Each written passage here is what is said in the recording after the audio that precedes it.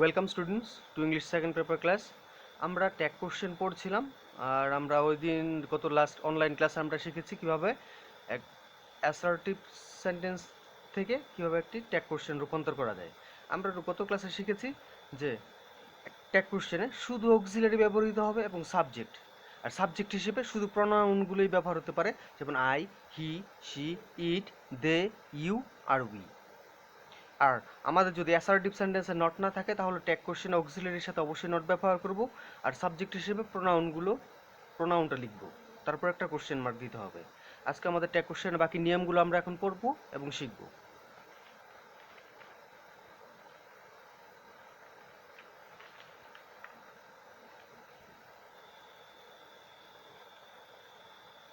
Tag কোশ্চেনের subject হিসেবে assertive সেন্টেন্সের যদি সাবজেক্ট কমন জেন্ডার থাকে,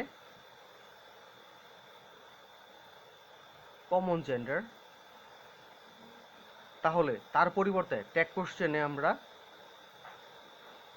হি শব্দটাই ব্যবহার করতে পারবো।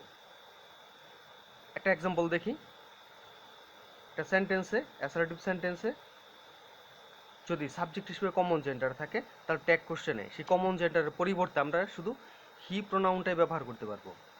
আর সেই কমন জেন্ডারগুলো হতে পারে যেমন টিচার, ডক্টর, গভর্নমেন্ট। আমরা একটা এক্সাম্পল দেখি।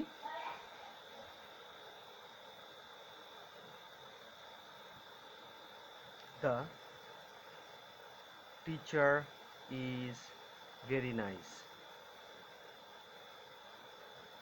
The teacher is very nice. আমরা এই সেন্টেন্সকে একটা ট্যাগ কোশ্চেনে রূপান্তর করব।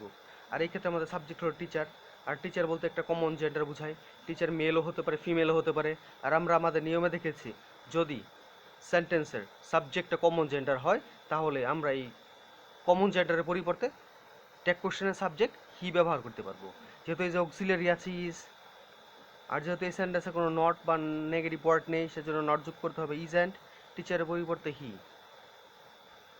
যদি ডক্টর থাকে তার পরিবর্তে আমরা হি ব্যবহার করব। গভর্নমেন্ট থাকলে তার পরিবর্তে আমরা ট্যাগ কোশ্চেনে হি প্রোনাউনটা ব্যবহার করে সেটাকে একটি ট্যাগ কোশ্চেনে রূপান্তর করব। তারপরের নিয়মটা আমরা এখন একটু দেখব।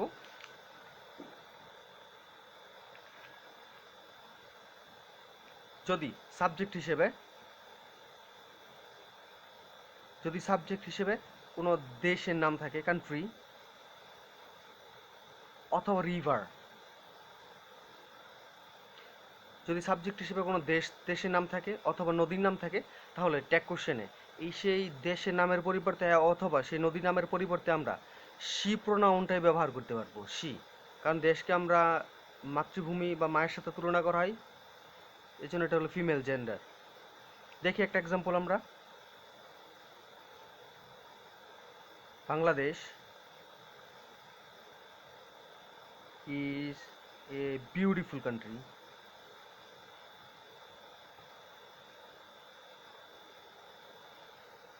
Bangladesh is a beautiful country.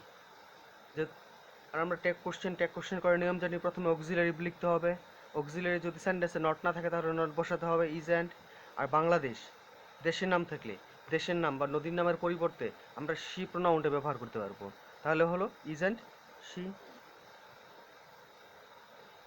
তাহলে আমরা এখন কি দেখতে পেয়েছি, ট্যাগ কোশ্চেনে যদি সেন্টেন্সের সাবজেক্ট হিসেবে কোনো কমন জেন্ডার থাকে তাহলে ট্যাগ কোশ্চেন করার সময় আমরা এই কমন জেন্ডারের পরিবর্তে হি প্রোনাউনটা ব্যবহার করব, এবং সাবজেক্ট হিসেবে যদি কোনো দেশের নাম থাকে অথবা নদীর নাম থাকে তাহলে সেই দেশের নাম বা নদীর পরিবর্তে আমরা শি প্রোনাউনটা ব্যবহার করব। যদি সেন্টেন্সের সাবজেক্ট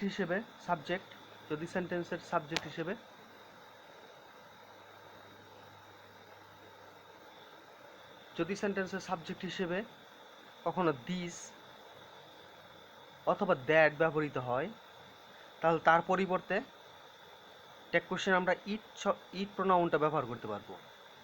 অথবা যদি সাবজেক্ট হিসেবে দিস প্লুরাল থাকে অথবা দোজ, তাহলে ট্যাগ কোশ্চেনে আমরা দিস এবং দোজের পরিবর্তে দে শব্দটা বা দে প্রোনাউনটা ব্যবহার করব। আমরা একটা এক্সাম্পল দেখি। This is a pen.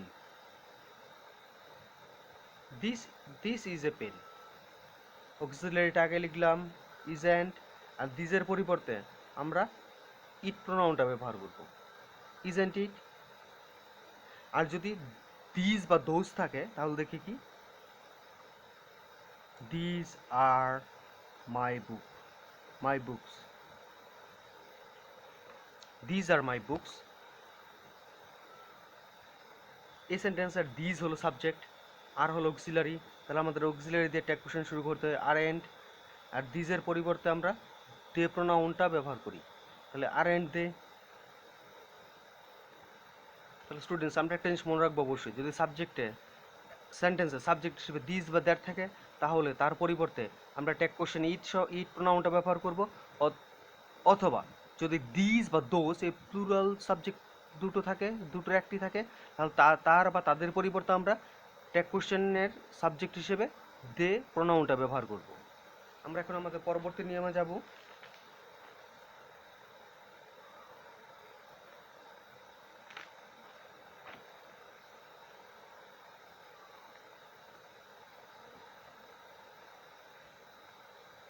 Have, has, had,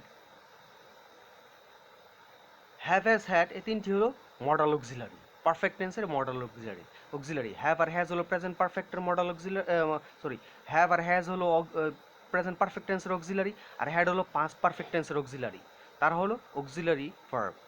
যদি এই অক্সিলারি ভার্বগুলা সেন্টেন্সের মধ্যে মেন ভার্ব হিসেবে ব্যবহৃত হয়, তাদের ছাড়া অন্য কোনো যদি ভার্ব না থাকে, তাহলে আমরা দেখি সেই সমস্ত সেন্টেন্সে আমরা কীভাবে, সেই সমস্ত সেন্টেন্সকে আমরা কীভাবে ট্যাগ কোশ্চেনে রূপান্তর করতে পারি। যেমন I have a pen, I have a pen. এই সেন্টেন্সে আই হলো সাবজেক্ট, হ্যাভ হলো এই সেন্টেন্সের জন্য main verb, a pen object. তাহলে এই সেন্টেন্সের মধ্যে হ্যাভ যদিও আমরা জানি একটি অক্সিলারি ভার্ব হওয়া সত্ত্বেও এই সেন্টেন্সের হ্যাভ হলো একটি মেইন ভার্ব হিসেবে ব্যবহৃত হয়েছে। যদি কখনো হ্যাভ অথবা হ্যাজ অথবা হ্যাড কোনো সেন্টেন্সে মেইন ভার্ব হিসেবে ব্যবহৃত হয়, তাহলে এটাকে দুইভাবে বা দুইটা নিয়মেই ট্যাগ কোশ্চেন রূপান্তর করা যায়। একটি হলো এই হ্যাভটাকেই এই মডাল অক্সিলারির সাথেই নট, যদি না থাকে নট দিব, হ্যাভ অ্যান্ড আই।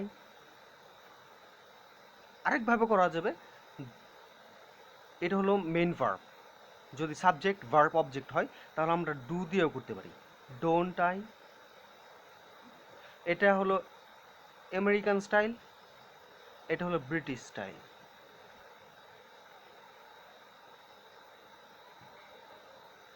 দুইভাবেই করা যাবে। যদি কখনো হ্যাভ, হ্যাজ অথবা হ্যাড মেইন ভার্ব হিসেবে ব্যবহৃত হয়, তাহলে সেই হ্যাভকে বা হ্যাজকে বা হ্যাড যেটাই থাকুক না কেন, সেই অক্সিলারির সাথে নট যদি না থাকে তাহলে নট যোগ করে এবং সেই সাবজেক্টের প্রোনাউন লিখে আমরা ট্যাগ কোশ্চেন রূপান্তর করতে পারি। অথবা হ্যাভ হ্যাজ থাকলে আমরা ডু অথবা ডাজ, অথবা হ্যাড থাকলে আমরা ডিড ব্যবহার করেও সেটাকে ট্যাগ কোশ্চেন রূপান্তর করা যায়। দুইভাবে যে কোনো একভাবে করলে হবে। হ্যাভ বা হ্যাজ হ্যাড ব্যবহার করে যদি ট্যাগ কোশ্চেন করি, এটা ব্রিটিশ স্টাইলেও ঠিক। আর যদি ডু ডাজ বা ডিড ব্যবহার করে সেটাকে ট্যাগ কোশ্চেন রূপান্তর করি, সেটাও অবশ্যই আমাদের সঠিক, সেটা হলো আমেরিকান স্টাইল। আবার কোনো সেন্টেন্সে যদি হ্যাভ বিন, হ্যাজ বিন বা হ্যাড বিন থাকে, তাহলে দেখি আমরা সেই সেন্টেন্সকে কীভাবে ট্যাগ কোশ্চেন রূপান্তর করব। হ্যাভ বিন, হ্যাজ বিন অথবা had been, have been, has been বা হ্যাড বিন যদি কোনো সেন্টেন্সে অক্সিলারি হিসেবে ব্যবহৃত হয়, তাহলে ট্যাগ কোশ্চেনে শুধু আমরা হ্যাভ অক্সিলারিকে ব্যবহার করতে পারবো, অথবা হ্যাজ অথবা হ্যাড। তাহলে বিন অক্সিলারিটা আমাদের ট্যাগ কোশ্চেনে কখনো ব্যবহৃত হয় না। আমরা একটা উদাহরণ দেখি। He has been waiting for you, he has been waiting for you. এই সেন্টেন্সকে আমরা একটা ট্যাগ কোশ্চেনে রূপান্তর করব। He has been waiting for you. এই সেন্টেন্সে আমরা জানি হ্যাজ বিন হলো একটা অক্সিলারি ভার্ব, আর আমাদের কোশ্চেনের নিয়ম অনুযায়ী অক্সিলারি ভার্ব ব্যবহার করে আমরা একটা ট্যাগ কোশ্চেনে রূপান্তর করতে পারি। কিন্তু আমরা এই নিয়মে মাত্র দেখতে পেয়েছি কি, যদি হ্যাভ বিন, হ্যাজ বিন বা হ্যাড বিন থাকে, তাহলে ট্যাগ কোশ্চেনে আমরা শুধু হ্যাভ, হ্যাজ বা হ্যাডকে ব্যবহার করতে পারবো, বিন অক্সিলারিটা ব্যবহৃত হবে না। তাহলে এই ক্ষেত্রে হ্যাজ হলো আমাদের অক্সিলারি হ্যাজ, যেহেতু এই সেন্টেন্সের কোনো নট নেই আমাদের নট যোগ করতে হবে, হ্যাজেন্ট, আর সাবজেক্ট হলো হি, তাহলে হ্যাজেন্ট হি। তো স্টুডেন্টস আমরা কি দেখতে পেয়েছি, হ্যাভ বিন অথবা হ্যাজ বিন বা হ্যাড বিন যদি সেন্টেন্সে ব্যবহৃত হয় অক্সিলারি হিসেবে, তাহলে সেই সেন্টেন্সকে ট্যাগ কোশ্চেনে পরিবর্তন করার সময় আমরা শুধু হ্যাভকে অথবা শুধু হ্যাজ অথবা শুধু হ্যাডকেই ব্যবহার করতে পারবো, বিন অক্সিলারিটি ব্যবহৃত হবে না। আর আমরা একটা জিনিস ইতিমধ্যে জেনেছি, যেটা হলো যদি সেন্টেন্সের মধ্যে নট না থাকে তাহলে আমরা অক্সিলারির সাথে নট যোগ করবো, এবং নট থাকলে নট উঠিয়ে দিব। এখন আমরা কয়েকটা শব্দ দেখব যে শব্দগুলো থাকলে আমরা কখনোই নট ব্যবহার করতে পারবো না। সেই শব্দগুলো কি আমরা একটু দেখে নেই।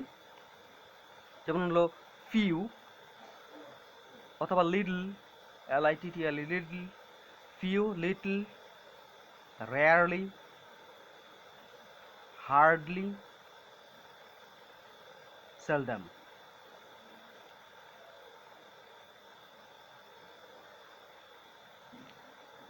এই পাঁচটা শব্দের দিকে আমরা একটা মনোযোগ দিয়ে তাকাই। যদি কখনো সেন্টেন্সের মধ্যে ফিউ, লিটল, রেয়ারলি, হার্ডলি বা সেলডম এই পাঁচটা যে কোনো একটি শব্দ যদি সেন্টেন্সে থাকে তাহলে আমরা সেই সেন্টেন্সকে ট্যাগ কোশ্চেন রূপান্তর করার সময় আমরা নট যোগ করতে পারবো না। কারণ few, little, rarely, hardly, seldom এই শব্দগুলো আমাদের নেগেটিভ অর্থ দেয়, নেগেটিভ, বা এই শব্দগুলো দিয়ে না বোধক না বুঝায়, বা এই শব্দগুলো হলো না বোধক শব্দ। যেমন আই, তো we have few friends, we have few friends। এই জায়গায় ফিউ বলতে একদম প্রায় না, লিটল বলতে প্রায় না, রেয়ারলি একদম খুব কম, না বললেই চলে, হার্ডলি না, সেলডম এক কদাচিৎ, প্রায় না। তাহলে না এই শব্দগুলো দিয়ে আমাদের না বা নেগেটিভ মিনিং অর্থ দিচ্ছে। তাহলে আই হ্যাভ ফিউ ফ্রেন্ডস, যদিও এই সেন্টেন্সে নট শব্দটি ডাইরেক্ট বা ডিরেক্টলি ব্যবহার করা হয় নাই, তারপরেও আমরা ফিউ শব্দ দিয়ে আমাদের নেগেটিভ মিনিং দেয়, সেহেতু আমরা এটাকে ট্যাগ কোশ্চেন করার সময় আমরা কোনো নট যোগ করতে পারবো না। হ্যাভ, যেহেতু ফিউ দিয়ে আমাদের নেগেটিভ মিনিং দিচ্ছে, নট থাকলে নট উঠিয়ে দিয়ে আমরা নট যোগ করতে পারবো না।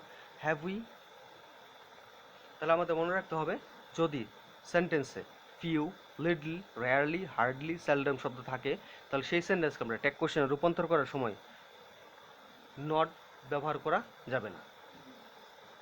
সো স্টুডেন্ট, এর মধ্য দিয়ে আমাদের ট্যাগ কোশ্চেনের লেসন শেষ হয়ে গেছে।